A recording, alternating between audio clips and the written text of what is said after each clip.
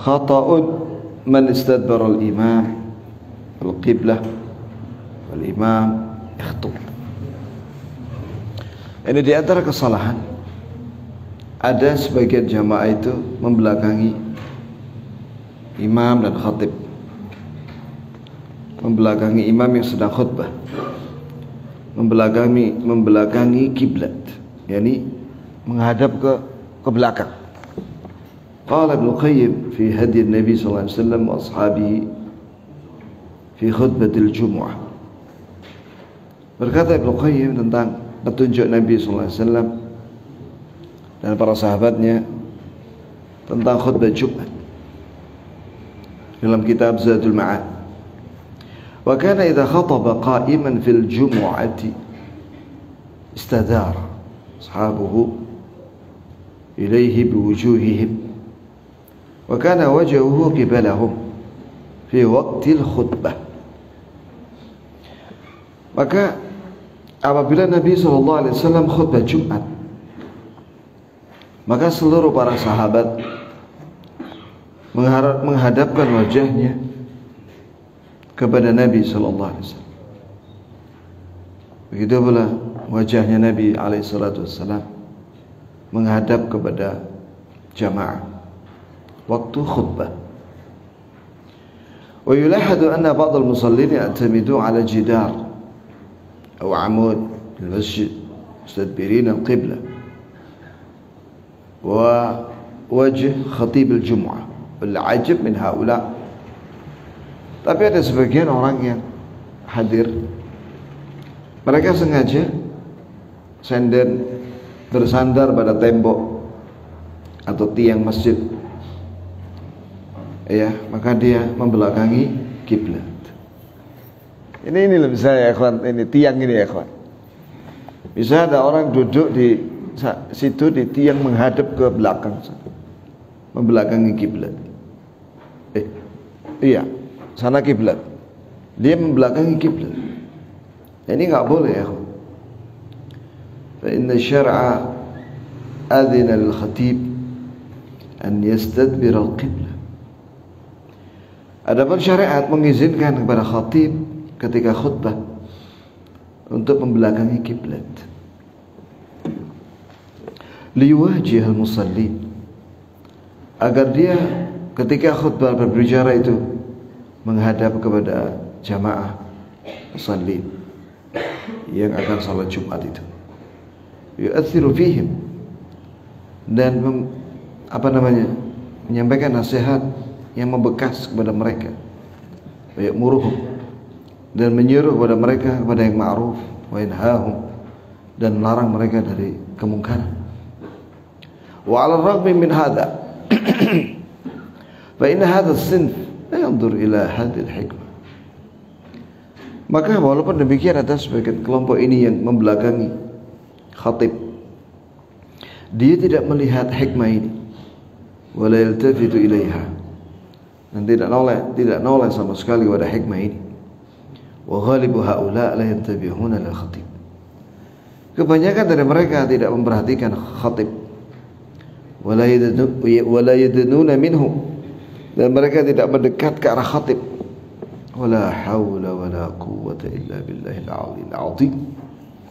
Tidak ada daya dan kekuatan untuk mendapatkan kebaikan dan dijauhkan dari segala keburukan kecuali dengan pertolongan Allah yang Maha Tinggi dan Maha Agung. Ya. Qala Ibnu Hajar rahimahullah, wa min lazim al-istiqbal istidbar al-imam al-qibla wa aghdafara li alla yasiru mustadbir al-qawm alladhina ya'idhum. Iya. Maka di antara kewajiban khatib, ya, dan ini menjadi kelaziman menghadap ketika berbicara, maka khatib pasti dia membelakangi kiblat, karena dia harus menghadap kepada jamaah. Iya, dan dia dimaafkan dalam masalah ini supaya dia tidak membelakangi kaum yang dia nasihati. Di antara hikmah jamaah menghadap imam yang sedang khutbah, at-tahayyu' li sama'i kalami, agar mereka fokus atau bersiap mendengarkan ucapan khatib. Usulukil adabi ma'ahu istima'i kalam, dan beradab bersama khatib ketika mendengarkan ucapannya, yaitu adab menghadap khatib. Fa idza istaqbalahu biwajhihi wa aqbala alayhi bijasadihi wa biqalbihi wa huduri dhihnihi, apabila jamaah itu menghadap kepada khatib dengan wajahnya dan fokus dengan badannya menghadap ke arah khatib, dan hatinya juga dan akalnya dia memikirkan apa yang diucapkan oleh khatib, kana ad'a litafham mau'izatah, maka itu lebih menjadi sebab dia paham dengan nasihat khatib, wa muwafaqatahu fima syara' lahu al-qiyam li ajli, iya, dan mencocoki syariat karena diperintahkan untuk mendengarkan, iya, khutbah khatib yang berdiri karenanya. Begitulah jamaah sekalian. Di sini menunjukkan bahwasanya khutbah ini penting, dan ini bagian daripada ayat dan ahadits yang menyuruh kita untuk mendengarkan nasihat, wa tawasaw bil haqq, mengamalkan ayat dan mereka saling berwasiat kepada kebenaran. Dan juga Allah Azza wa Jalla berfirman, fadzakir fa inna dzikra tanfa'ul mu'minin, berilah peringatan karena peringatan itu bermanfaat buat kaum mukminin. Iya, manusia tidak makan manusia, itu dari kata nisyan, nasiyah, yansa, nisyan, al-insan, karena banyak lupa manusia, maka dia butuh nasihat. Semuanya, hatta para anbiya wal mursalin, mereka yang pertama kali mengambil manfaat dari nasihat, dari wahyu yang diturunkan oleh Allah kepada mereka. Qala Tirmidzi, berkata Imam At-Tirmidzi rahimahullah, wal amalu ala hadha inda ahli al-ilm min ashabin Nabi sallallahu alaihi wasallam wa ghairihim, dan inilah yang diamalkan oleh para ulama dari para sahabat Nabi sallallahu alaihi wasallam dan selain mereka. Istahibbun istiqbal imam idza khatab, dianjurkan, disunnahkan, disukai menghadap kepada imam yang sedang khutbah. Berkali-kali kita sering mendengar kalimat ini, imam sedang khutbah. Idza sa'ida al-imam al-mimbar, apabila imam naik mimbar, maka di sini menunjukkan bahwa yang berhak khutbah dan yang berhak jadi imam itu khatib. Yang berhak jadi khatib itu imam. Yang berhak jadi imam adalah khatib. Kecuali kalau dia menyampaikan uzurnya, dia tidak bisa jadi imam dengan sebab yang diterima, maka ya penggantinya ya begitu ya.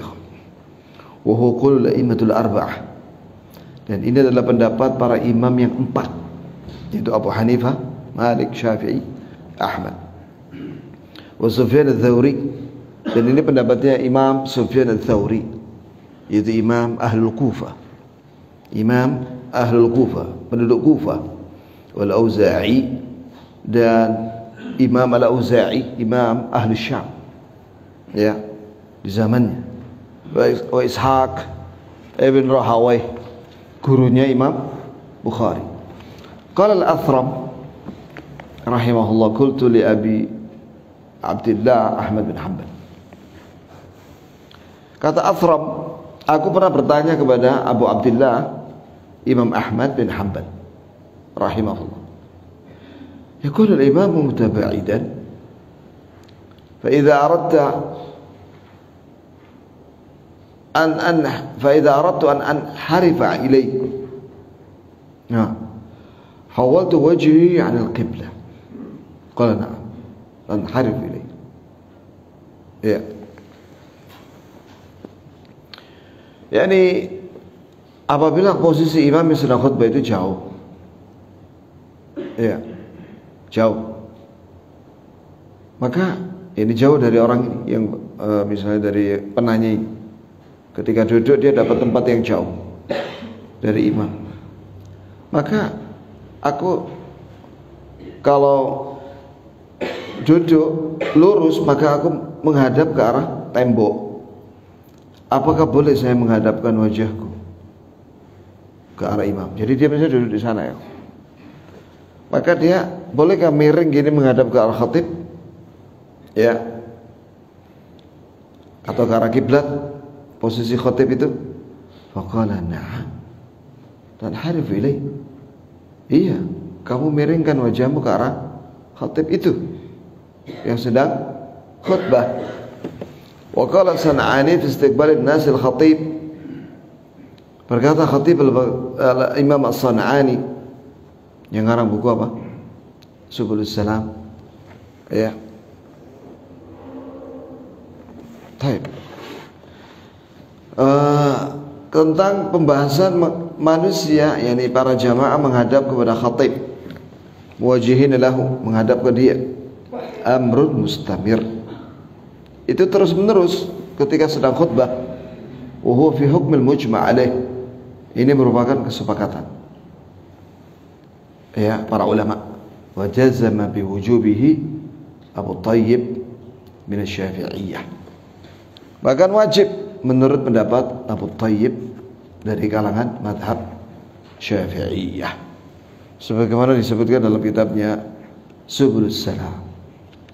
Subulus Salam adalah kitab, salah satu kitab terbaik dalam syarah penjelasan Bulughul Maram. Siapa yang tahu ya ikhwan, Bulughul Maram karya siapa?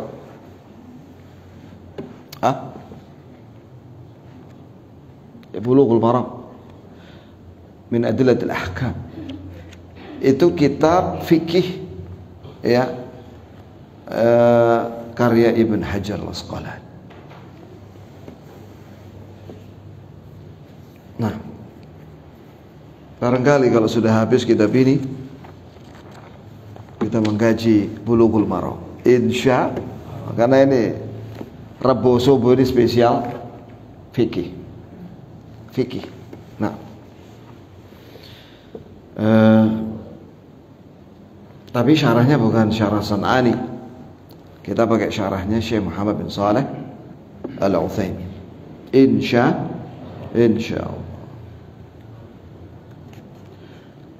Berikutnya kata penulis hafizahullah, khata' man ya'bath bil hasa atau sabahah wa nahwihima wal imam yakhtub.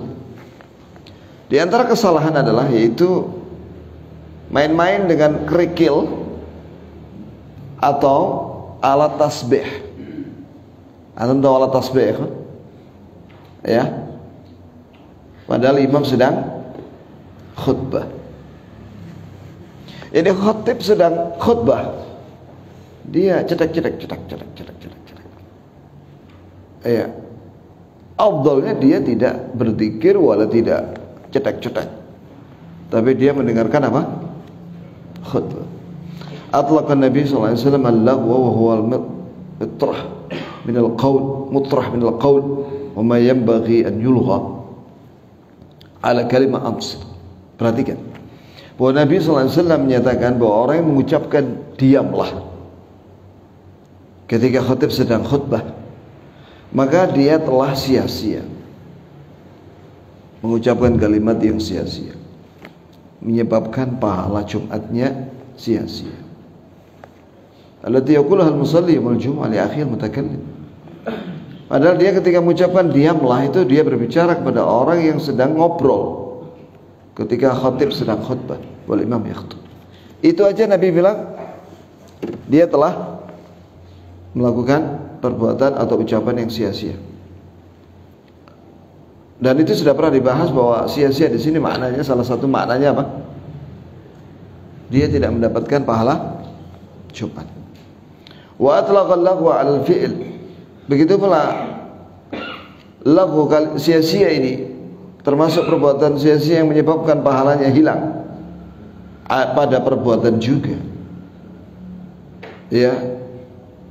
Seperti sabda Nabi sallallahu alaihi wasallam, "Man masal hasa faqad laqa."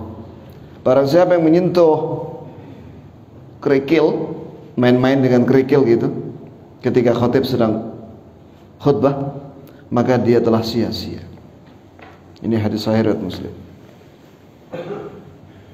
Wa dzalika li'annahu tashaghala bihi 'anil khusyu' wa huduril qalb.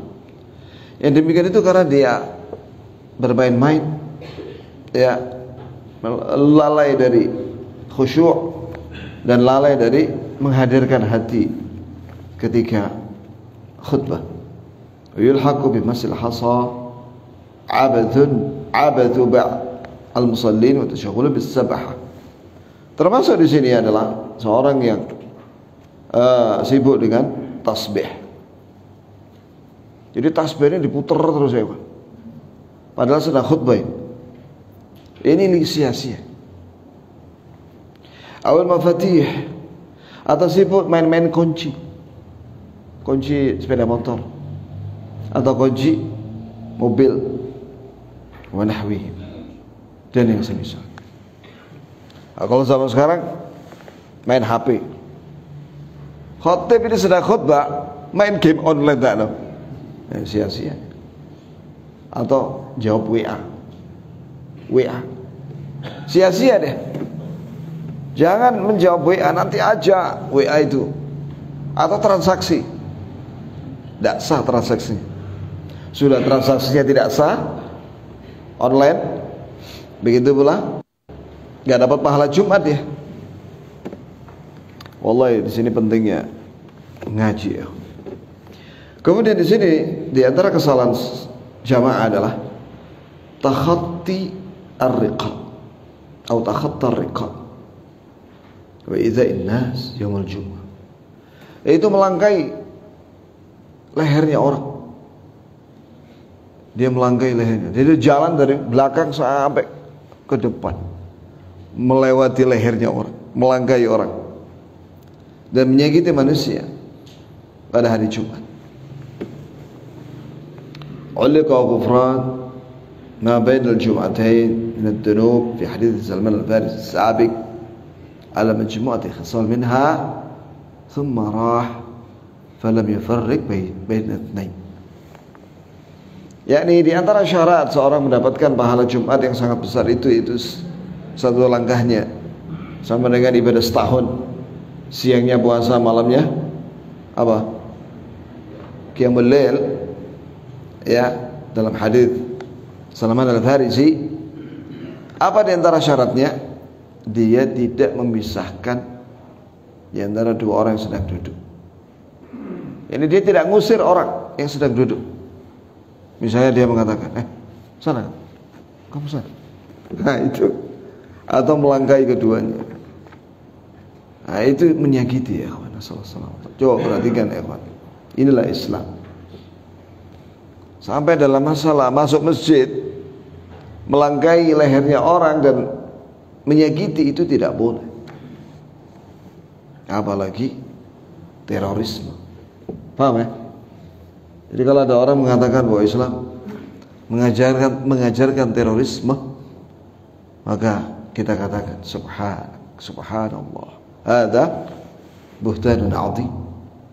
Maha suci Allah, ini merupakan kebohongan yang nyata. Menyakiti orang yang lagi duduk dengan cara dilangkai aja nggak boleh.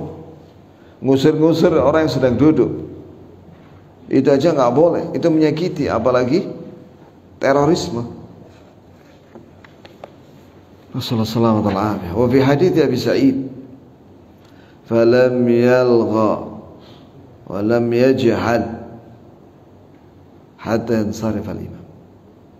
Di antara hadis Abu Sa'id Al-Khudri, syaratnya mendapatkan pahala Jumat di antaranya adalah dia tidak main-main dan tidak melakukan kebodohan sampai imam itu meninggalkan sholat. Ini selesai salam. Wa bawaba alaihi Ibn Khuzaimah, dan Ibn Khuzaimah memberikan judul bab dalam sahihnya, bab fadlu tarkil jahl yaumul jumu'ah, bab meninggalkan perbuatan bodoh pada hari Jumat, min hin ya'til mar' al-jum'ah ila inqita'is salat, dari mulai ketika dia mendatangi Jumatan itu sampai selesai sholat. Wa yakunul jahlu bi iddati umur minha, masyaallah. Ini dimaksud dengan melakukan perbuatan bodoh pada hari Jumat disebutkan di sini ada 4. 1, at-tafriqu baina itsnain, yaitu memisahkan dua orang yang sedang duduk. Wa yatanawwalu dzalika al-qu'ud bainahum. Caranya bagaimana memisahkan dua orang yang sedang duduk, yaitu duduk di antara keduanya.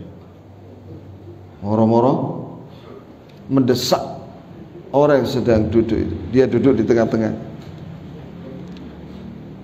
Wa ikhraju ahadihim al-qu'ud makan, atau dia ngusir satu orang terus dia duduk di tempatnya orang itu. Itu menyakiti, itu kebodohan. 2, takhatti riqabil muslimin, wa yakunu dzalika ziyada 'ala tafriqa baina itsnain.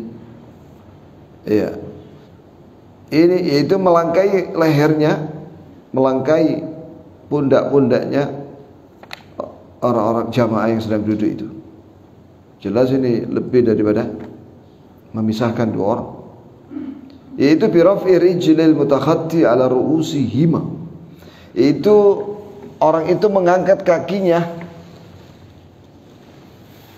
di atas kepala dua orang, melangkai kepala orang yang sedang duduk. Paham ya? Au aktafihima, atau bahu-bahu kedua. Ruba ta'allaqa thiyabuhuma bi syai' mimma bi rijlaihi. Kadang kainnya dia itu sarung atau gamisnya nyangkut di kepalanya orang. Ya, ini jelas menyakiti, ya kawan. Dilarang dalam Islam. Subhanallah. Kemudian yang ketiga, al-idza bil qaul. Itu menyakiti dengan ucapan. Ini menyakiti jamaah dengan ucapan. Kesyatam, seperti mencaci maki dia. Awal ghibah, atau melakukan ghibah. Ghibah itu ngerasani orang, mengumpat. Awal istizah, atau ngolok-ngolok, menghina orang. Wa nahwiha, dan yang semisal. Makanya ketika ada di masjid, kita jangan ngobrol, ya, walaupun khatib belum naik. Kadang ada orang kalau ngobrol sebelum khatib naik mimbar, bukan sekedar ngobrol, ya kan, ngerasani orang, itu menyakiti.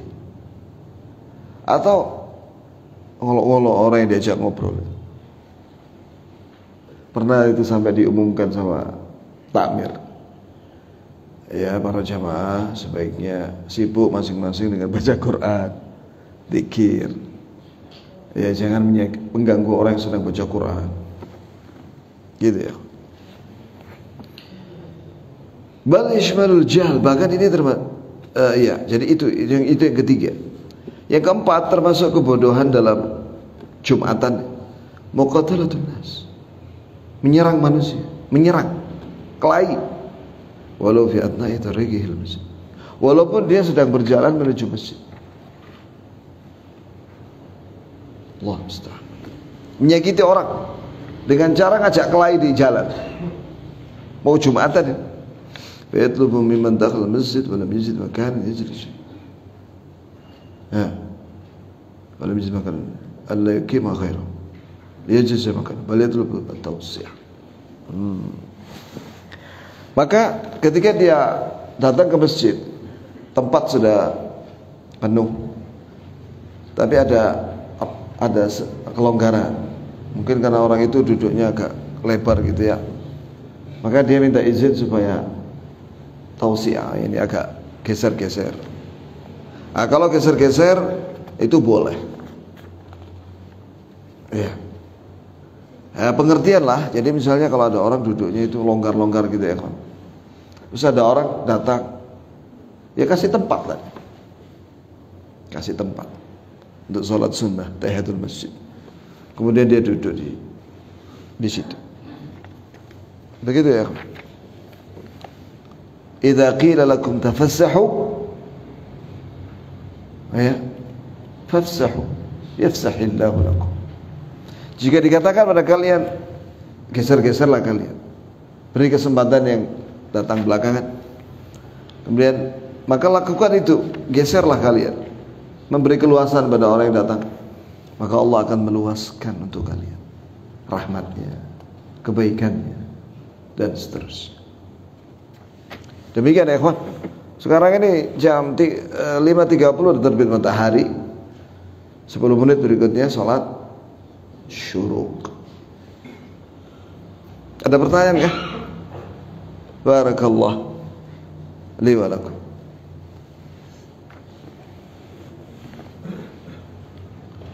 Tadi malam ada yang bertanya sama saya, minta dijawab pagi ini. Bagaimana hukumnya mengeraskan bacaan zikir ba'da salat, setelah salat? Ketahuilah bahwa ini masalah khilafiyah di antara ulama madhab, ya kan? Sebagian ulama mengatakan boleh mengeraskan bacaan zikir itu, ya, dari mulai istighfar sampai sebelum subhanallah. Ada yang bilang boleh mengeraskan sampai juga subhanallah masing-masing. Alhamdulillah 33 itu seterusnya masing-masing. Pendapat ini dalilnya itu hadis sahih riwayat Muslim. Kata Ibn Abbas, ya, kami tahu bahwa Rasulullah sudah selesai sholat itu dengan mengucapkan takbir yang kami dengar dari luar masjid Nabawi. Jadi Ibn Abbas telat, ada sebab, ada udzur, dia telat. Maka dia tahu bahwa Rasulullah dan para sahabat sudah selesai sholat karena mendengar suara takbir. Jadi di antara sunnah zikir ba'da salat itu takbir, Allahu Akbar, Allahu Akbar, gitu ya. Iya. Pendapat yang kedua, tidak disyariatkan mengeraskan bacaan zikir. Dalilnya ini lebih banyak. Ya, ud'u rabbakum tadarruan wa khufyah. Berdoalah kalian kepada Rabb kalian, termasuk doa di situ adalah maknanya zikir, karena makna doa ini ibadah. Tadarru dengan penuh ketundukan, dan khufyah. Khufyah itu suara pelan, sir. Dan juga hadis Nabi SAW ketika ada sahabat mengucapkan tasbih, takbir, tahmid dengan suara keras, maka Rasulullah bersabda, irba'u ala anfusikum fa innakum la tad'una asamma wa la gha'iba bal sami'an wa aqrabu ila ahadikum min unuqi rahilati, atau kama qala Nabi SAW. Ini hadis Bukhari Muslim. Hendaklah kalian kasihanilah diri kalian. Kalian tidak berzikir, tidak memanggil Allah yang jauh dan ghaib, tapi dia itu mendengar dan dekat, bahkan lebih dekat dari seorang dengan leher ontanya. Ya, maka semenjak itu para sahabat zikirnya sir. Nah, terus bagaimana cara menjawab kelompok yang pertama yang membolehkan zikir dengan keras ba'da salat saja? Itu tidak terus menerus, kata kata ulama, tapi itu fi maqamit ta'lim. Tapi itu dalam rangka untuk mengajari para sahabat apa yang harus dibaca ketika zikir ba'da salat. Jelas ya jemaah? Apabila di satu masjid sudah mengambil madhab pendapat yang kedua, ya sudah, kita hormati dan kita berzikir sir, cuma terbanter. Tadi kita mendengar imam kita subuh tadi istighfarnya agak keras, ya kan? Astaghfirullah, astaghfirullah, astaghfirullah, Allahumma antas salam minkas salam. Di Saudi madhabnya seperti itu. Jadi kalau habis sholat, ya 5 waktu, itu imam itu ya mic-nya dimatikan. Dan dia bilang astaghfirullah, astaghfirullah. Begitu pula yang di belakang-belakangnya. Jadi agak keras sedikit. Tapi cuma sampai Allahumma antas salam minkas salam barakta dzal jalali wal ikram. Setelah itu sir. Nah, ini kita harus memaklumi yang gini-gini ya. Begitu ya. Tapi orang-orang yang pikirnya keras di zaman sekarang ini di Indonesia ini, itu banyak tambahannya. Ini yang muskilah. Kerasnya itu bukan main pakai mic lagi. Dia ambil mic itu, bau buat teriak. Iya, speaker dalam itu. Sampai orang yang masbuk gitu terganggu dah. Terganggu. Saya ngalami sendiri. Terus gak khusyuk sudah. Terganggu dengan suara imam. Bau teriak.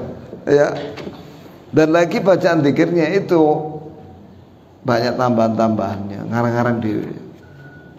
Di antaranya baca Al-Fatihah. Al-Fatihah sudah tadi dibaca waktu sholat. Ada lagi dia baca apa itu ya? La ilaha illallah berjamaah. La ilaha illallah bareng-bareng. Bawa teriak. Terganggu kita. Sholat masbuk terganggu sudah kita. Memangnya Nabi seperti itu kalau zikir berjamaah? Tidak berjamaah, masing-masing. Walaupun ada yang bermadzhab keras bacaan zikirnya pada salat, tapi itu masing-masing, bukan berjamaah. Ini penting ya, itu disampaikan. Jadi banyak orang sekarang nggak peduli apakah zikir yang dia baca itu benar apa enggak, sesuai dengan Rasulullah apa enggak, nggak peduli. Nah, ini musibah ini. Ya, atau hanya ngikuti orang gitu aja. Harusnya kita belajar bagaimana zikirnya Rasulullah ba'da salat. Bahkan ada yang lebih lama lagi zikirnya ba'dal maghrib, bawa antar sampai isya. Jadi zikirnya jauh lebih lama daripada salat. Dan keras berjamaah lagi.